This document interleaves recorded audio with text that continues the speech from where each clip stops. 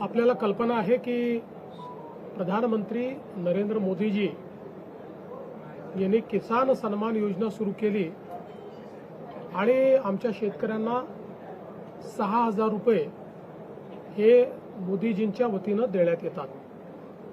महाराष्ट्रामध्ये महायुतीच्या सरकारने देखील नमो शेतकरी महासन्मान योजना सुरू केली आणि या योजनेत आम्ही निर्णय घेतला की केंद्र सरकारच्या 6,000 रुपयांसोबत महाराष्ट्र सरकार देखील त्याच लाभार्थ्यांना शेतकऱ्यांना 6,000 रुपये देईल, म्हणजे महाराष्ट्रातल्या शेतकऱ्यांना एकूण 12,000 रुपये त्या ठिकाणी मिळतील।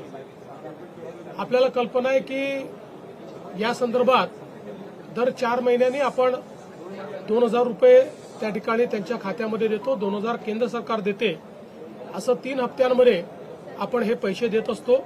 आणि त्याच अनुषंगाने आता आपण देखील आज मंत्रिमंडळ बैठकीनंतर शेतकऱ्यांच्या खात्यामध्ये आपला नमो शेतकरी महासन्मान योजनेचा जो हप्ता आहे तो जमा करण्याकरता आपण कार्यक्रम केला आणि एका क्लिकवर हे पैसे आता जमा झालेले आहेत। जवळपास 91,65,156 एवढ्या शेतकऱ्यांच्या 91,65,156 शेतकऱ्यांच्या खात्यामध्ये जवळपास 1,892 कोटी आणि 61 लाख 1,892 कोटी आणि 61 लाख रुपये हे आपण आज जमा केलेले आहेत। आणि मला विश्वास आहे की ही जी काही मदत आपण करतो त्याच्या पाठीमागचा आपला हेतू हा असतो की शेतीच्या कामामध्ये जे काही छोटे मोठे खर्च शेतकऱ्यांना येतात किंवा अनुषंगिक खर्च येतात त्याच्यामध्ये त्यांना मदत मिळाली पाहिजे। आणि निश्चितपणे आपल्याला कल्पना आहे की या महासन्मान निधीचं सर्वच शेतकरी सातत्याने स्वागत करतात, त्यामुळे आज ते पैसे आम्ही जमा केलेले आहेत। पण आज शेतकऱ्याच्या अडीअडचणीच्या काळामध्ये या योजनेच्या माध्यमातून शेतकऱ्याच्या आणि छोट्या शेतकऱ्याच्या खात्यामध्ये जाणारा पैसा हा अडीअडचणीला त्याला कामाला येतो। आणि मला या गोष्टीचा आनंद आहे की महाराष्ट्रामध्ये आपण त्यालाच अनुसरून नमो किसान सन्मान योजना सुरू केली आणि मोदीजींच्या 6,000 रुपयाबरोबर महाराष्ट्राचं सरकार देखील 6,000 रुपये देतं आणि लवकरच आपण हे 3,000 रुपये त्यात अजून वाढ करणार आहोत, म्हणजे वर्षाला 15,000 रुपये हे आमच्या शेतकऱ्यांच्या खात्यामध्ये या योजनेच्या माध्यमातून निश्चितपणे त्या ठिकाणी जातील। आज आपण काही शेतकऱ्यांचा सत्कार देखील केलेला आहे, मी त्यांचं मनापासून अभिनंदन करतो। पण मला या गोष्टीचं अतिशय मनापासून समाधान आहे की मागच्या काळात ज्यावेळेस मी मुख्यमंत्री झालो त्यावेळी एकूणच विदर्भ आणि मराठवाड्यातल्या शेतकऱ्याची परिस्थिती पाहता काही महत्त्वाचे निर्णय आपण त्या काळामध्ये घेतले। जलयुक्त शिवार सारखी योजना आणली, त्या योजनेच्या अंतर्गत जलसंधारणाचं काम केलं। बळीराजा जलसंजीवनी योजना केंद्र सरकारकडनं मंजूर करून आणली। 25,000 कोटी रुपये विदर्भातल्या अडकलेल्या प्रकल्पांवर आपण खर्च करून 89 प्रकल्प पूर्ण केले। आणि त्याचसोबत स्वर्गीय नानाजी देशमुख कृषी संजीवनी योजना आपण आणली, ज्या योजनेमध्ये पहिल्या टप्प्यामध्ये आपण पश्चिम विदर्भ आणि मराठवाडा कव्हर केला होता आणि आता दुसऱ्या टप्प्यामध्ये पूर्व विदर्भ संपूर्ण विदर्भ आणि मराठवाडा आपण कव्हर करतो आहोत।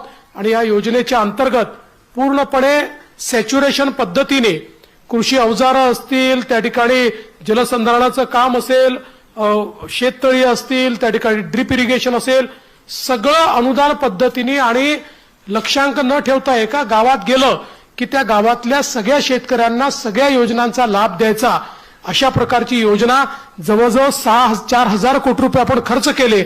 आता पुन्हा नव्याने 6,000 कोटी रुपये आपण खर्च करतोय आणि आज त्या योजनेमुळे अतिशय चांगलं काम हे सुरू झालेलं आहे।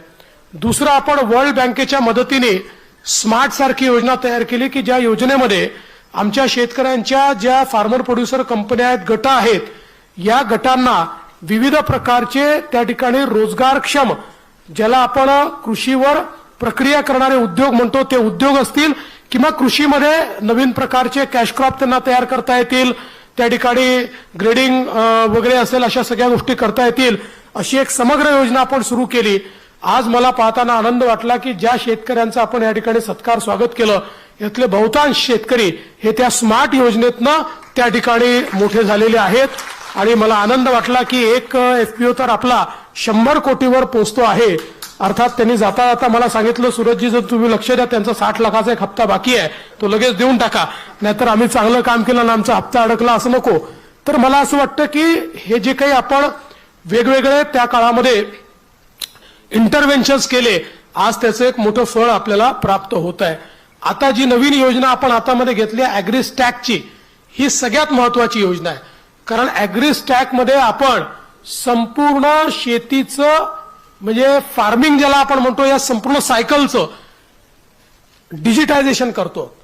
ॲग्रीस्टॅक ही अशी योजना आहे की ज्या योजनेनंतर प्रत्येक शेतकऱ्याला इंडिव्हिज्युअली काय लाभ आवश्यक आहे, तो काय लाभ आपण दिलेला आहे, त्याच्या शेतीत काय तो उगवतोय, त्याच्यामध्ये काय त्याला मदत करायची आहे, त्याला कसा भाव मिळाला पाहिजे, त्याचा उत्पादन खर्च कसा कमी झाला पाहिजे, या सगळ्या गोष्टी करण्याची आणि दलाल विरहित कुठलाही मधला माणूस बाजूला काढून थेट त्या शेतकऱ्याशी संवाद साधून त्याच्या शेतीपर्यंत पोहोचण्याचं एक अत्यंत महत्वाचं साधन हे ॲग्रीस्टॅकच्या माध्यमातून होत आहे। 54% शेतकरी आता ॲग्रीस्टॅकमध्ये आलेले आहेत।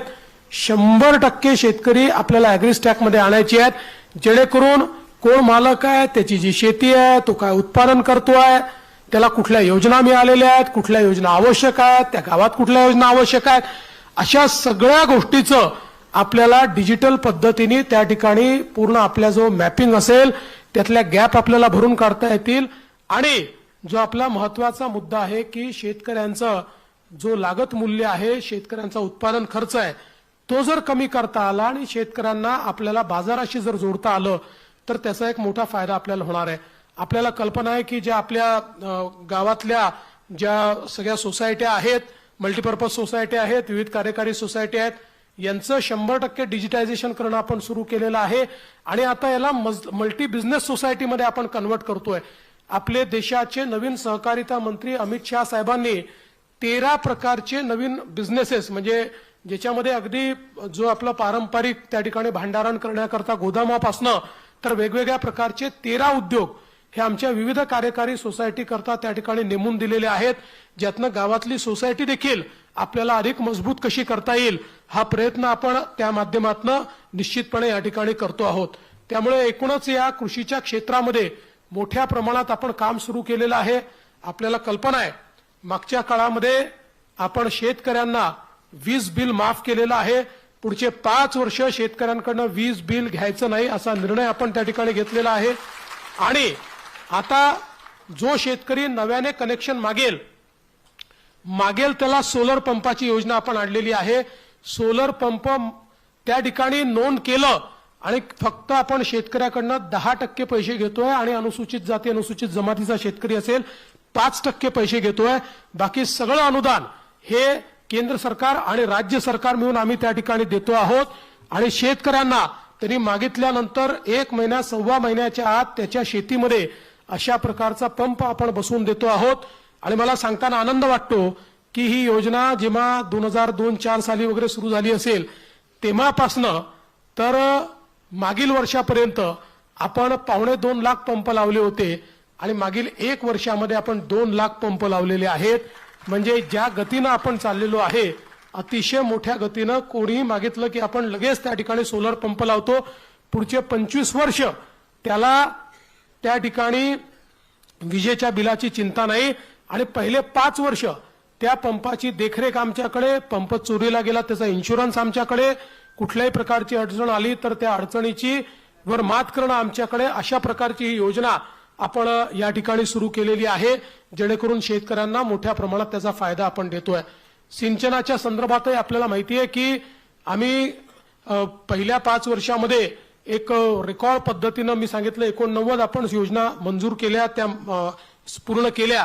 आता गेल्या 2.5 वर्षामध्ये मोठ्या प्रमाणात आपण जवळपास या ठिकाणी 150 पेक्षा जास्त योजनांना फेर प्रशासकीय मान्यता दिली, त्याचं काम आपण सुरू केलं।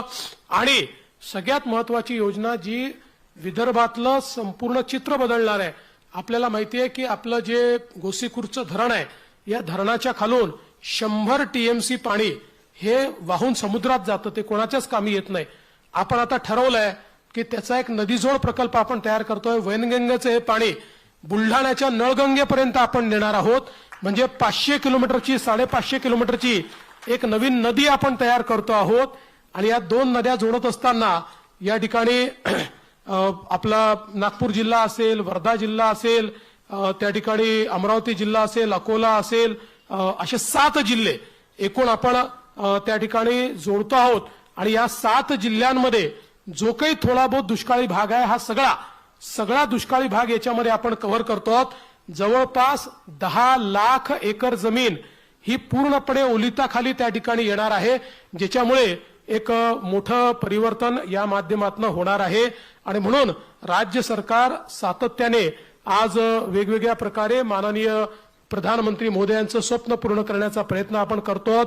अलीकडच्या काळामध्ये आपल्याला माहिती आहे ड्रोन दीदी सारखी एक संकल्पना आली आहे, ज्याच्यामध्ये महिलांना ड्रोनचं प्रशिक्षण देऊन संपूर्ण फवारणी ड्रोनच्या माध्यमातून करण्याचं काम आता या ठिकाणी चाललेलं आहे. मी एवढंच सांगू इच्छितो, केंद्रातलं सरकार असेल, राज्यातलं सरकार असेल, आम्ही शेतकऱ्यांच्या प्रती पूर्णपणे समर्पित त्या ठिकाणी आहोत. आणि अशाच प्रकारे शेतकऱ्यांचा विकास होत राहावा अशा प्रकारचा आमचा प्रयत्न असेल. भागलपूरला माननीय प्रधानमंत्री मोदी पोहोचलेले आहेत, त्यामुळे मी जाता जाता पुन्हा एकदा सर्व शेतकरी कंपन्यांचं ज्यांचा सत्कार झाला त्यांचं सगळ्यांचं अभिनंदन करतो. आमच्या कृषी विभागाचं विशेष अभिनंदन करतो.